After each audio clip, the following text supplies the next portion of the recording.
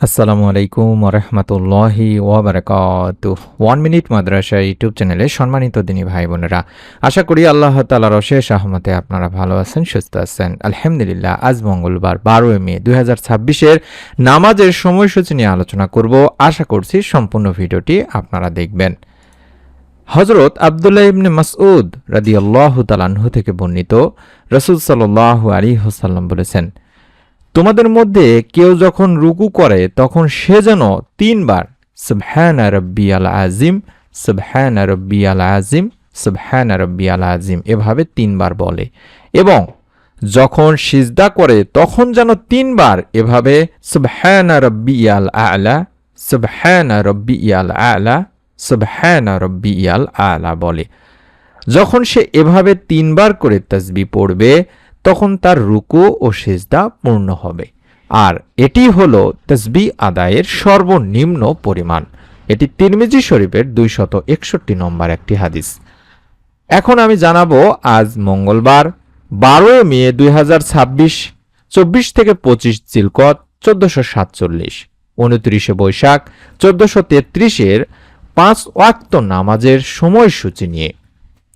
ঢাকা ও এর পার্শ্ববর্তী এলাকায় নামাজের সময়সূচি: ফজরের সময় শুরু 3:55 এবং শেষ 5:17।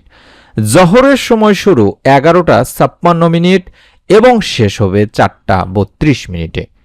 আসরের সময় শুরু হানাফিতে 4:33, শেষ হবে 6:32।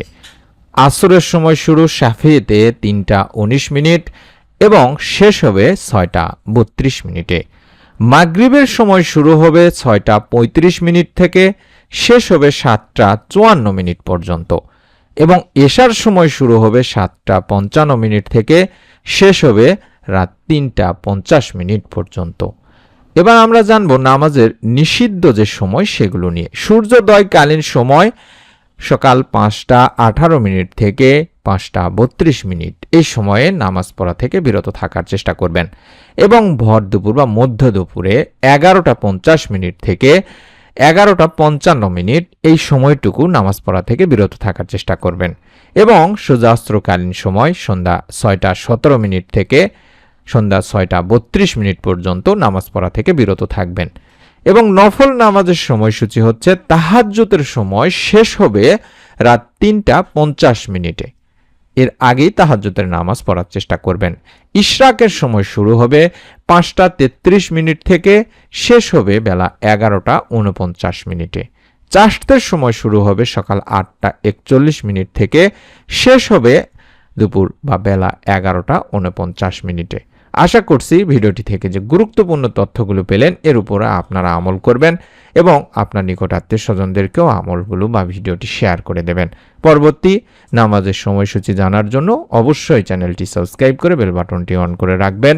যদি কোনো প্রশ্ন থাকে তাহলে অবশ্যই কমেন্ট করতে পারেন। সকলে ভালো থাকুন, সুস্থ থাকুন। নতুন ভিডিও দেখার আমন্ত্রণ জানাচ্ছি। আসসালামু আলাইকুম ওয়া রাহমাতুল্লাহ।